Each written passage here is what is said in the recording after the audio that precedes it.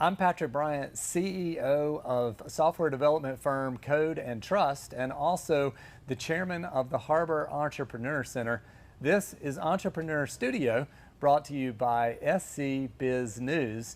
And before we get started, I have to give a shout out to our news sponsor and longtime supporter of all things entrepreneurial and friends of ours, Matt Pardick and Chris Corley of Harbor Wealth Management Group. I'm super excited to have with me today Greg Surratt, one of the best entrepreneurs in Charleston. And Greg, you were definitely an impetus for even doing this series when we had done Entrepreneur Studio Live years ago now. How many satellite campuses do you guys have? I think we've got 13 right now. 13 satellite campuses. And then through your ARC organization, you founded about 1,000 churches. Another 1,000 around the U.S. Take us back. Take us back before there was even one service, and you're trying to get people to come. Like, how do you even get something going from zero? And thanks for having me. And it's kind of funny that as a pastor, we don't see ourselves as entrepreneurs that often, but I guess it's startup, which is the same thing. We had to get a crowd. How do you get the word out?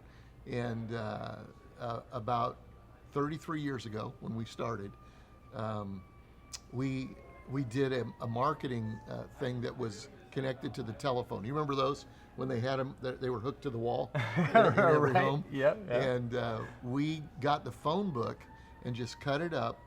Everybody that lived in our target area, which was east of the Cooper, and I hired 4 or 5 people and had some volunteers, and we called people at dinner time, which was totally obnoxious.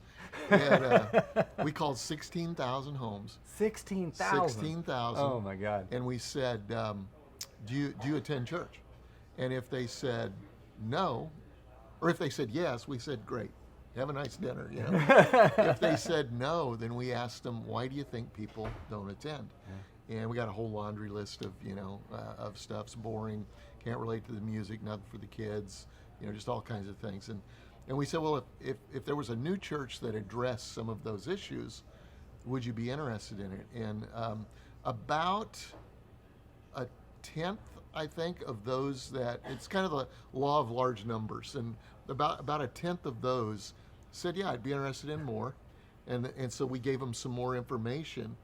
And then we started to say, okay, do you think you'll come on the first week? Yeah. And so a certain number of people said yes.